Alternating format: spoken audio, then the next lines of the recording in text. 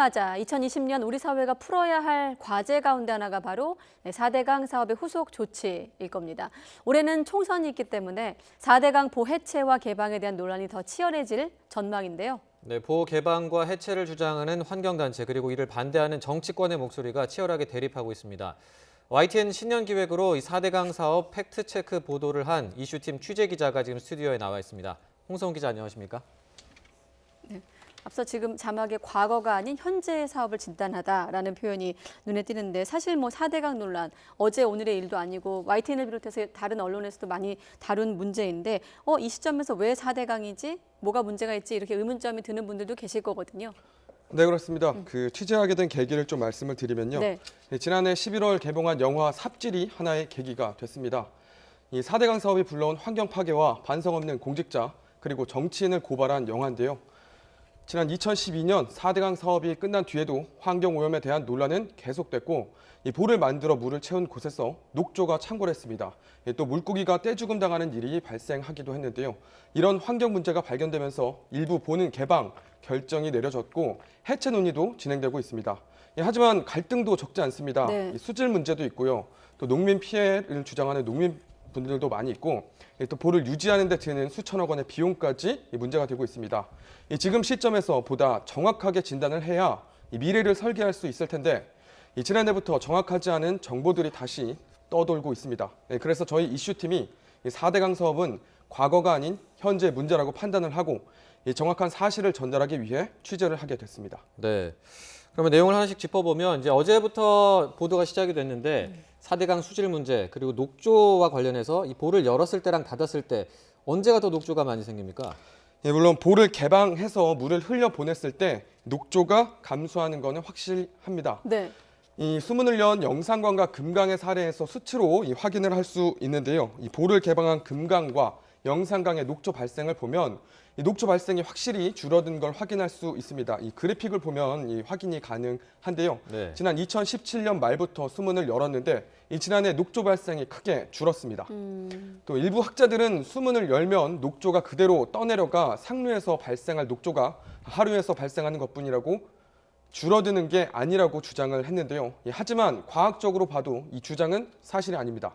이 그래픽을 좀 다시 보면서 말씀을 드리면 이 녹조 발생은 햇빛과 영양분 그리고 체류 시간에 영향을 받습니다. 이 보 개방은 이 가운데 이 체류 시간에 영향을 크게 주는데 이 녹조는 체류 시간이 길면 많이 생깁니다. 이 수문을 열면 빨리 흘러가니까 그만큼 녹조가 덜 생길 수밖에 없는 겁니다. 네. 한 번이 아니라 한 2번 정도는 생각을 해야 이 녹조 발생 요인이 이해가 되는데 이건 어떻습니까? 이 보를 닫아서 수량이 많아지면 물의 깊이가 깊어지게 되고 또 이렇게 되면 오염물질이 희석이 되고 또 물의 온도도 내려가서 녹조 발생이 하지 않는다 이런 주장도 있거든요. 이건 어떻습니까? 네, 맞습니다. 그 예로 일부 전문가들이 이 소양강댐을 항상 얘기를 합니다. 네. 이 가둬뒀는데도 녹조가 발생하지 않는 곳이긴 합니다. 하지만 이 취재 결과 이 역시 물을 가두고 수량을 늘렸기 때문이 아니었습니다. 이 소양강에도 2000년대 이전엔 가두리 양식장 등에서 나오는 영양분, 즉 인과 질소 등의 영향으로 녹조가 빈번하게 발생했습니다. 하지만 환경정비 사업을 통해서 양식장을 없애고 소양으로 흘러드는 축산 폐수를 정리해서 녹조가 사라졌습니다. 결국 물을 가둬서가 아니라 물을 철저하게 관리해서 외부 오염물질을 관리해서 녹조가 발생하지 않은 겁니다. 이 부분은 전문가의 말 들어보겠습니다. 네. 소양호 같은 경우도 이들 요소들 중에 인성분을 상당히 낮게 유지시켜서 이렇게 녹조가 발생되지 않는 것으로 이렇게 판단하고 있습니다. 예, 그러면 저희가 지금까지 나눠본 얘기들 좀 종합해보면 어쨌든 물을 가두면 녹조가 늘어나는 건 맞는 것 네. 같은데 그러면 4대강 사업 때문에 전반적으로 수질이 나빠졌다 이렇게 볼 수도 있을까요? 꼭 그런 것만은 아닙니다. 좋아진 부분도 분명히 있습니다. 저희가 취재를 해보니까 네. 4대강 사업 이후에 생물학적 산소 요구량, 즉 BOD, 그리고 총 질소, 총 인 등 일부 수질은 지표가 개선된 것은 확인이 됐습니다. 네. 그 이유는 소양강과 소양호와 비슷한 차원의 물 관리 때문이었습니다. 4대강 사업으로 16개 보만 설치된 게 아니라 전국의 공공 하수 처리 시설이 굉장히 많이 생겼습니다. 예. 이 부분들 그래픽을 보면서 좀 다시 설명을 드리면요. 이 4대강 사업 기간에 무려 1,200곳이 넘는 공공 하수 처리 시설이 새로 설치됐습니다. 지난 2008년에 2,300곳에 불과했는데 이 사업이 마무리될 때에는 1,200곳이 늘어서 2012년에 3,600곳으로 크게 증가했습니다. 네. 이 4대강 정화시설 사업으로 수질 개선이 된 것은 분명한 사실입니다. 그러니까 수질 개선은 꼭 보가 아니라 하수 처리 시설 덕분일 수도 있기 때문에 사실 이 부분이 4대강 문제에서 가장 궁금했던 부분인데 4대강 사업 때문에 전반적으로 나빠졌다고 단언할 수는 없다라는 취재 결과가 나왔습니다. 근데 이거 말고도 사실은 이게 하나씩 증명해 나가야 되는 과정이 있기 때문에 잘못된 주장들도 많은데 최근에 또 어떤 주장들이 있죠? 네, 저희가 취재를 하면서 좀 잘못된 주장들을 확인을 했는데 방금 말씀하신 잘못된 주장은 이 볼을 만들어 물을 가두면 오히려 녹조가 줄어든다는 등의 주장인데 지난해부터 다시 유튜브를 통해서 많이 퍼지고 있습니다. 네. 이런 주장의 시작점을 좀 찾아봤더니 4대강 사업의 이론적 토대라고 할 수 있는 이 박석순 교수가 등장했습니다. 예. 이명박 정부 때 국립환경과학원 원장을 지냈는데 박 교수의 주장을 팩트체크했습니다. 이 고한석 기자의 보도 보시고 마저 이야기 나눠보겠습니다. 네. 보십시오. 세계의 소위 말해가지고 문명 국가의 문명 강에 보호 없는 거 어디 있냐 이거지. 네. 4대강 사업 전도사 이명박 정부 국립환경과학원 원장 이화여대 박석순 교수입니다.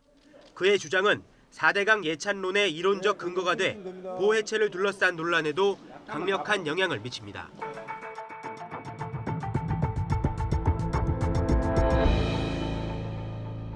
환경 호르몬 때문에 암수 한 몸 기형 붕어 비율이 8%나 된다는 2007년 조선일보 기사입니다. 강에 물이 많으면 이게 희석이 돼요. 네. 그 저게 가니까 이제 환경 호르몬이 남아가지고 물고기가 다 저 모양이 돼. 네. 생태계 재앙이었죠. 이런 환경 호르몬 피해를 막기 위해 4대강에 볼을 만들어 물을 가두고 수량을 늘려야 한다는 논리. 그런데 어류는 생식 기관이 단순해서 성별이 바뀌거나 암수가 한 몸인 경우가 많습니다. 대표적인 것이 붕어로 자연 상태에서 최대 18%까지 자웅동체가 발견된다는 해외 연구 결과가 있고 국내도 비율은 비슷합니다. 당시 환경부는 이를 근거로 환경 호르몬 때문이라는 건 억측이라며 조선일보 보도가 사실이 아니라고 해명하기도 했습니다. 만약 환경 호르몬을 희석해야 한다면 볼을 만들 것이 아니라 수량이 압도적으로 많은 바다로 빨리 흘려보내는 것이 상식적이라고 전문가들은 입을 모읍니다.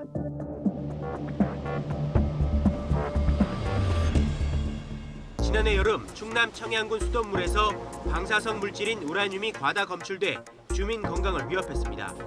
박 교수는 이를 두고 보 개방이 지하수 고갈로 이어져 우라늄 수돗물이라는 엽기적인 일이 일어났다고 주장합니다.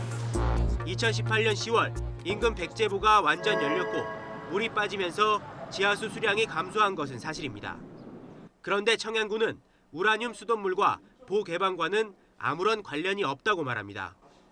백제보 수위가 영향을 미치는 것은 농업용수로 쓰는 땅 밑 20에서 30m 사이 지하수인데 청양군 수돗물은 지하 100m 안반층에서 뽑아 쓴다는 겁니다. 안반 지하수에서 수질의 변화가 일어날 가능성은 거의 없고요. 그리고 뭐 우라늄이라는 특정 그 성분을 가지고 그것이 보 개방 때문이다 주장하는 것은 아무런 근거가 없는 얘기고요.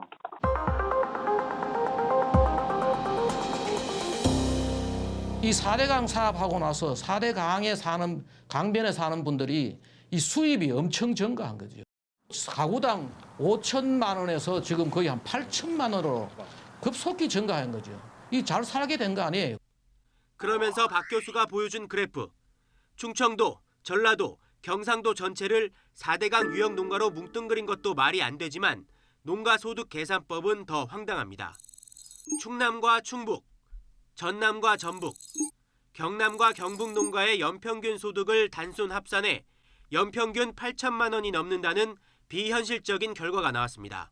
남북으로 나뉘지 않은 경기도보다 2배 많습니다. 통계적으로 아무 의미가 없습니다. 저기 돈을 보태면 안 돼요. 그렇게 하면 안 돼, 안 돼, 안 돼.